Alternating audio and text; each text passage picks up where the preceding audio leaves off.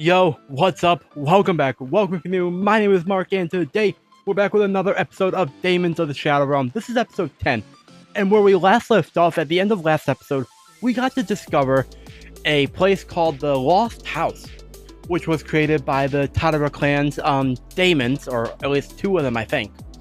And the point of the place is that if you're tailing a Tadara, and you get stuck in there, you're stuck for good. You will die. Like, there are a bunch of skeletons and everything, apparently. And it was, like, insane, because the only people who know how to get out of there are Dedasan and presumably other members of his family, or his clan, or whatever. And then, unfortunately, we, got ambushed by two, Daemons, creepy-ass motherfucker Daemons.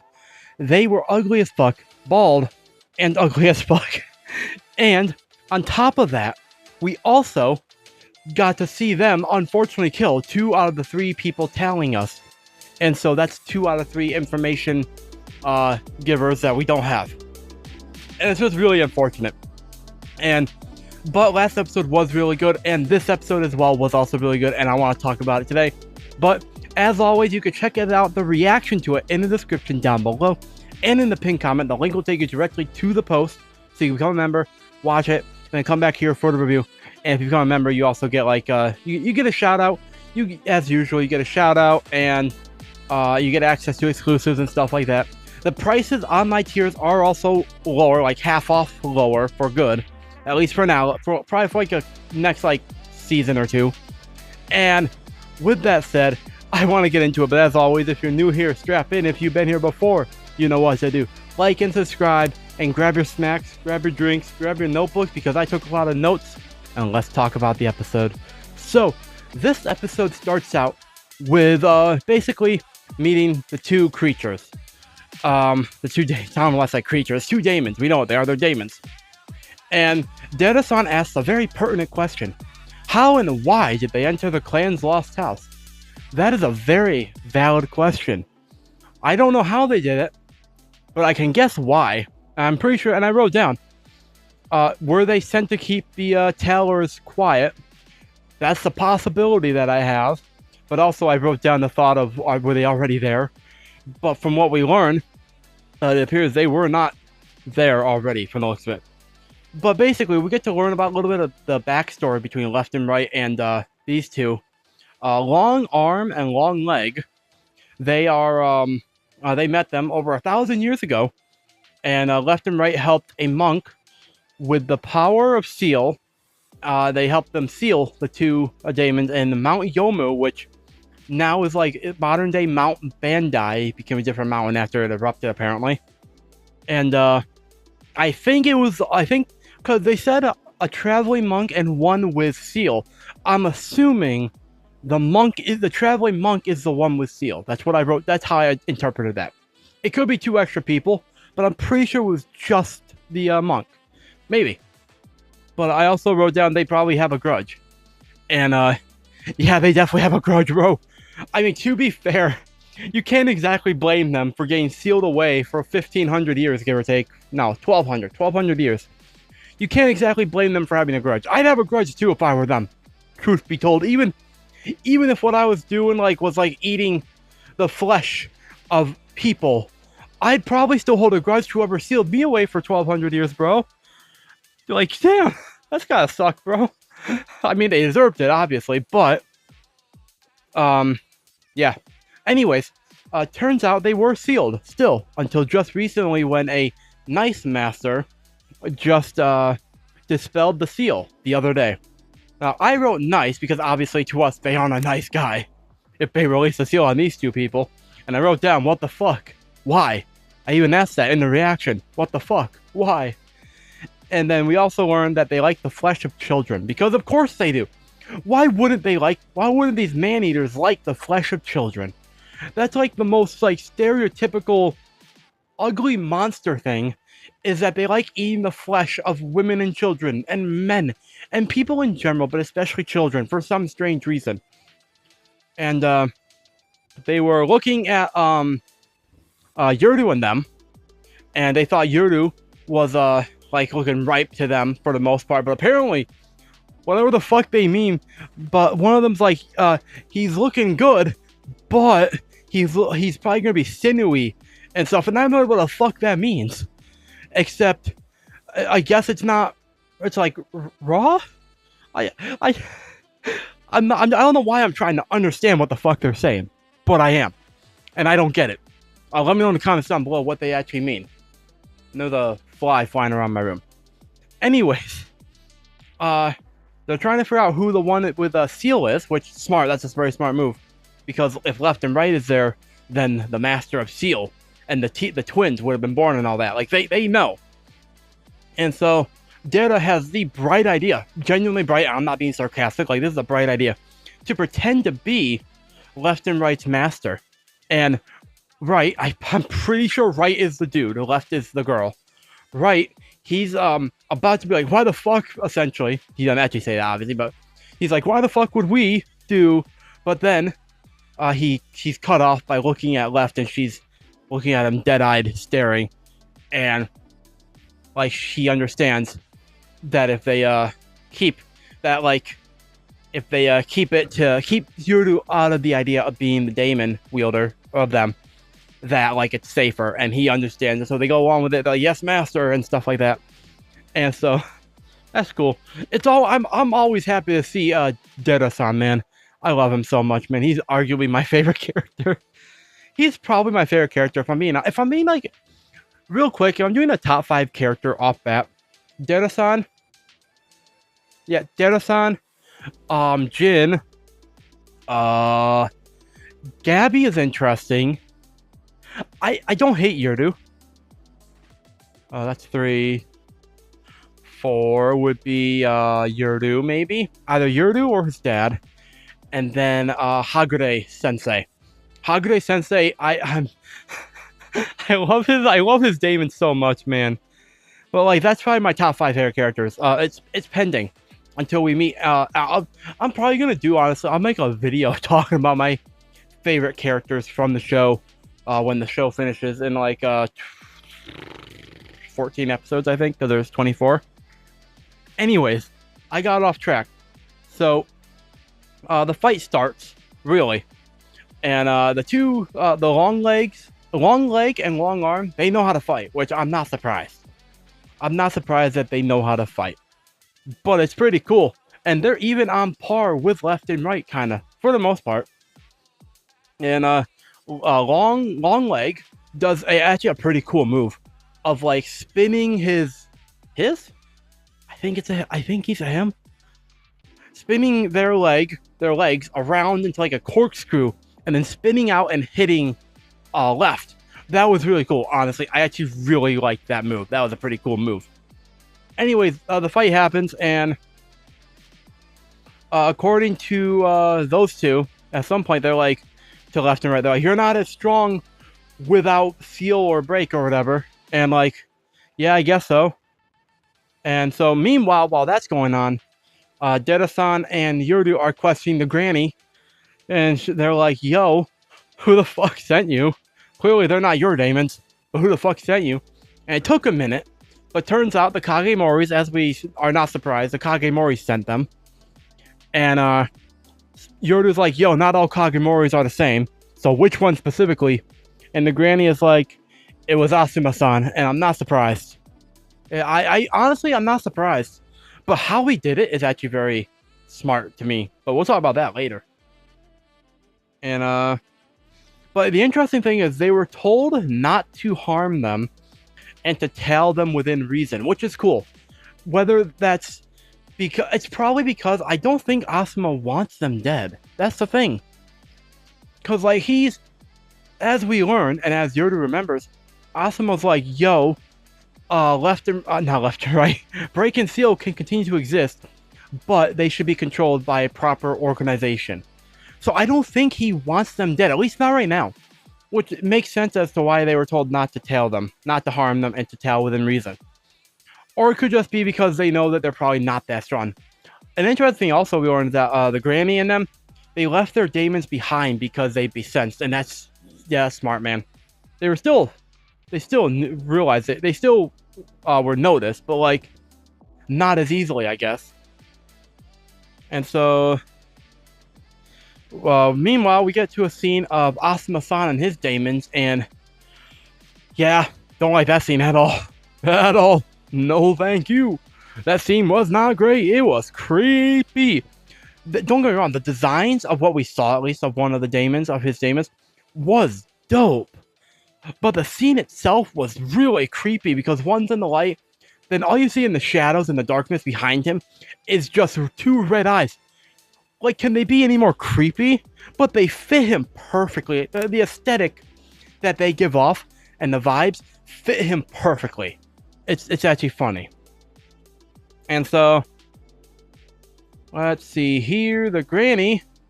So the granny is like, yo, why can't you just leave them in the lost house? And honestly, valid question. But then Deda's like, no, we have a problem if they and their master know how to get in and out. Okay, sorry about that, YouTube. I had to take a call. Anyways, we're back. So where we last left off, where I was talking, was about how they can't leave the two in the lost house because it would be very bad if they and their master know how to get in and out. And so, moving on, Yoru's like, yo, I have an idea.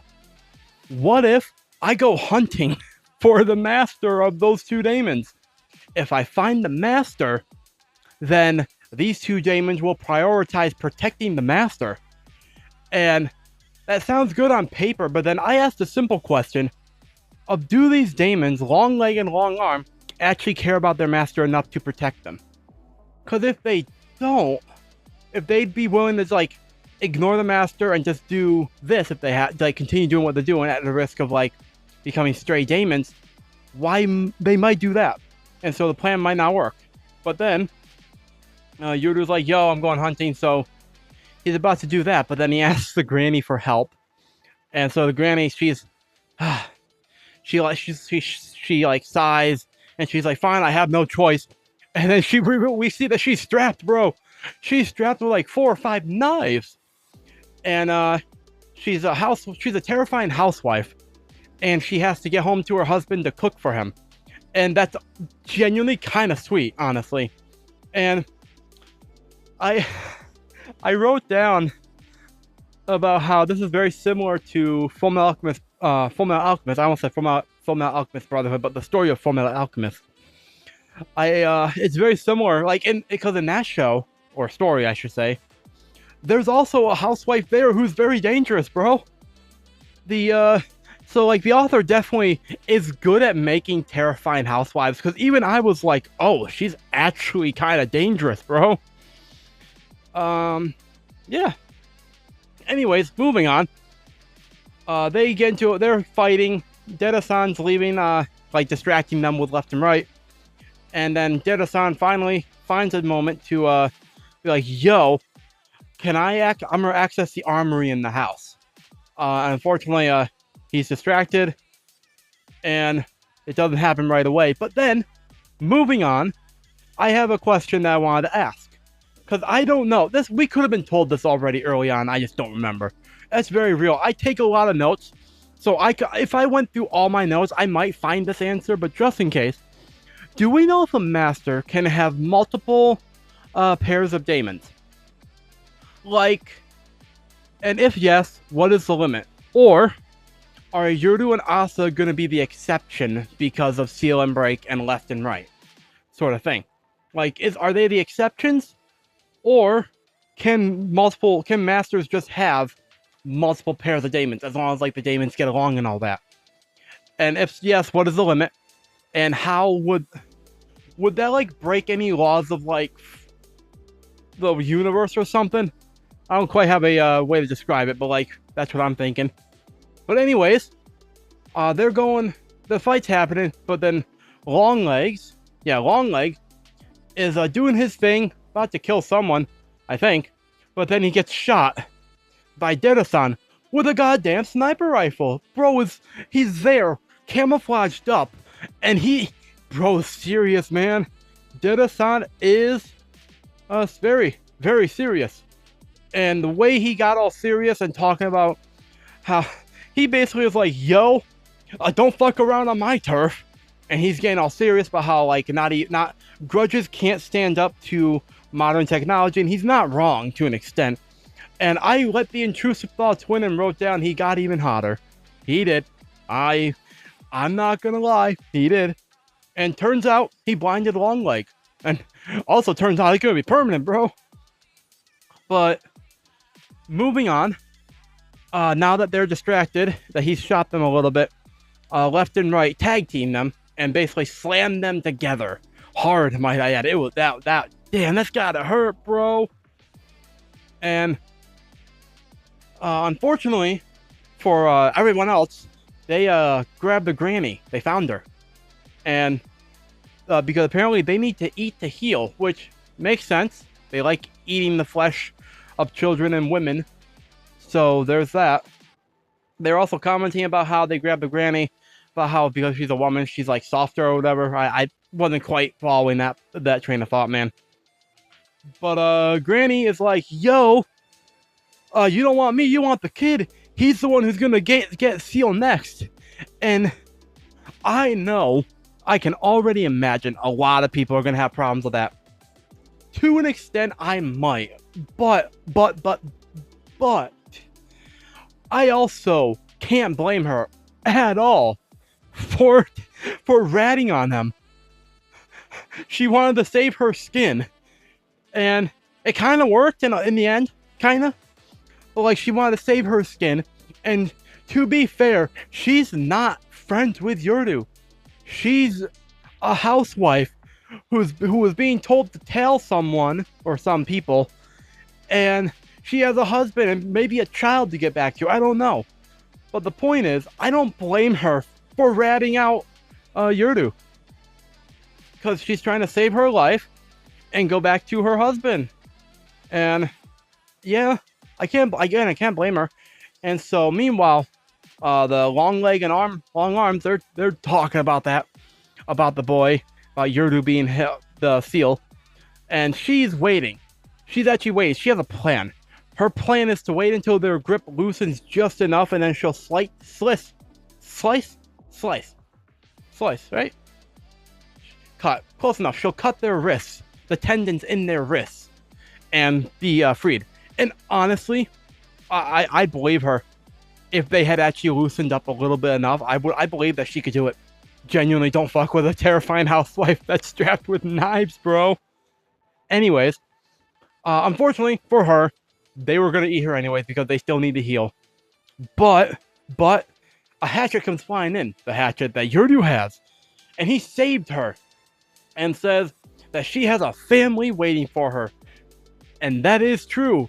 She does have a family waiting for her. And so now Yurdu has to deal with them himself. He orders left and right to be like, yo, don't do anything, I got this, bro. And so he starts to do this.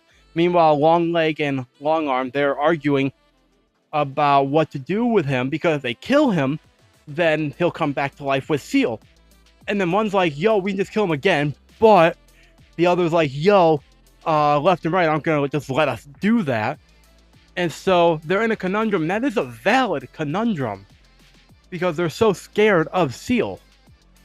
Meanwhile, moving on to this page. Meanwhile, Yurdu, very good at dodging. He's dodging a lot, man. And unfortunately for Dera-san, they know where he is. They almost kill him. He just barely dodges. And so now they're operating together. Two minds, one body, essentially. Like, they're stacked on top of each other. Because the long legs is blind, and so long arms is going to be the eyes, while long legs is going to be the legs. Like, it works out well for them, surprisingly. And so they managed to crush him with a tree. A giant tree they pulled out of the ground. Or so they thought. Yurdu plays dead. And he did a good job playing dead. And as they're about to, you know, grab him and kill him, he opens his eyes, hand out, ready to do Seal. And then he basically bluffs them out. Very well, might I add. About bluffing them out. Like, genuinely, if I had gone into this episode not knowing about the other episodes, I would unironically might fall for him actually having Seal. Like he did a good job, and apparently they also thought the same thing, because turns out he doesn't have Seal obviously, but they were bluffed enough for long enough that left and right can come in. They wouldn't miss that opportunity, according to Yurdu. They come in and they take them out easily, bro. They drown Long Arm and kind of prevent them from asking for help, like stretching their Long Arm, stretching their arm out to try to get to Long Leg, who can't see obviously. So Long Leg is standing there like, Long Arm, where are you? And Long Leg is like, help me. But Long Arm, well, I'm getting them mixed up, bro. Long Arm stretching the arm out, but then Right is like, yo, not on my watch. Chomp. Keeps the arm in place until Long Arm drowns. I almost said drops. Same thing basically, but drowns. And that's genuinely kinda brutal. Kinda got me feeling sorry for them just a little bit. Like, I also sympathize with the fact that I can technically swim. I can float, but I can't swim. I've almost drowned once or twice. I can't blame him for that. Meanwhile, Long Leg still doesn't know where Long Arm is, and then bang, right through the throat. Long Leg's head goes flying away. This is very much just like Attack on Titan when, spoilers, huge spoilers for the next like 15-20 seconds, when Eren gets his head shot off and Zeke catches the head. Only spoilers done, unlike with Attack on Titan, this did not work out well for anyone. On the people who, you know, this did not work out. It worked out well in our favor this time. Let's just say that. And so our side wins. And so Yurdu, meanwhile, they're like regrouping, and Yurdu gets serious about Seal really being a dangerous power. Look at how scared Long Arms was. And he's like, this is like a sobering moment for him about just how serious this whole thing is, and how dangerous this power might be. And so we get to see, as they're regrouping, catching up, we get to see Left stick her arm out, capture a butterfly, and be like, yo, this is what we sensed, but we couldn't pinpoint it because it was so small and there were others around us and stuff. And we learned we already knew this, but from Granny we learned that that's the butterfly that was a part of Asuma's Daemons. And basically, the human tails, the Granny and them, they were actually used to cover up the butterfly's aura?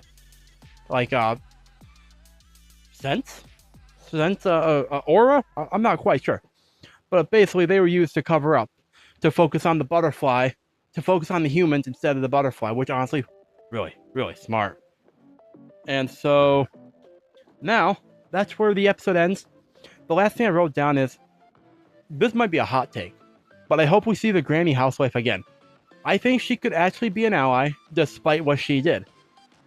But I also wrote down, Asuma will probably have her killed. He's not gonna do it himself, probably, but he'll have her killed, probably.